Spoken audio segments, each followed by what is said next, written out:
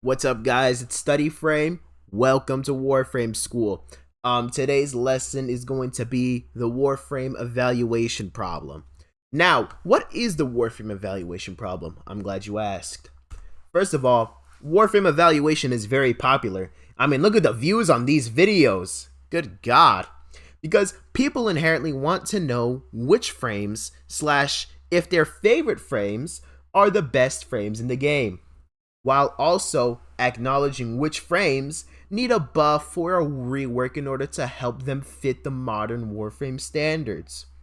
While also, it's just fun to make a tier list, it's easy to make a tier list, and they get boatloads of views. Now, how do people evaluate Warframes on a fair playing field? Here's the problem: they don't. It seems that the most difficult content people engage with on the Warframe Reddit is ETA or EDA. These missions feature level 500 non-steel path scaling enemies, which is quite low in the grand scheme of things.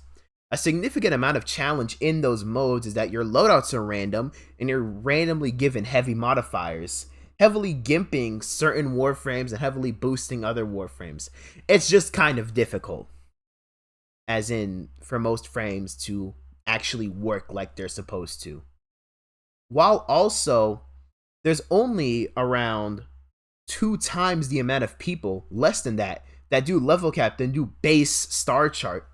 Mind you, this is a self-voted poll on the Warframe Reddit community, which naturally is going to skew towards higher level content because people want to seem more skilled and people are more hardcore because they're on a subreddit for the game Warframe.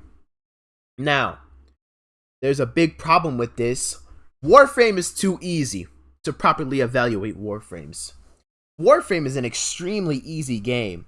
You can just put mods on any weapon, on any Warframe, upgrade them. You clear the star chart ridiculously easy. You clear Steel Path star chart by putting in a little bit of thought. Like, you can't just put in base damage mods and then like a crit mod and then get away with that. You actually have to fill up all your mod slots. You can one-shot anything. Enemies deal 0 damage to you in that. Which means that parts of certain frames kits are just completely unusable because either you already take no damage, or 2, enemies just die too fast for the stuff that they do to matter. Which means that certain Warframes are going to be underrated and certain Warframes are going to be underrated. Now, I think one of the best examples of the Warframe evaluation problem is Hydroid. Hydroid has one of the best ones in the game if you include Viral Tempest.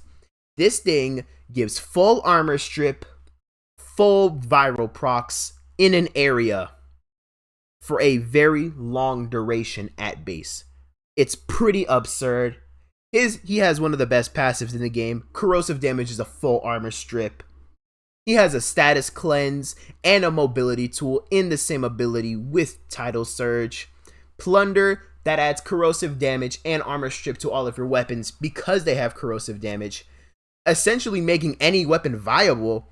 And Tentacle Swarm is either a decent soft CC ability, it can give you extra loot, or more importantly, you can subsume it for bigger abilities like a Roar or a Gloom or a Pillage or whatever you want to do.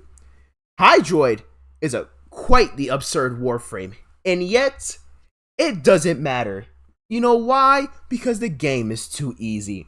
Armor reduction, priming, everything dies in a couple of shots at max. Just get moderate damage reduction and you don't even need status cleanse because you're not going to die from status. Repositioning? Positioning doesn't matter in low level content, right?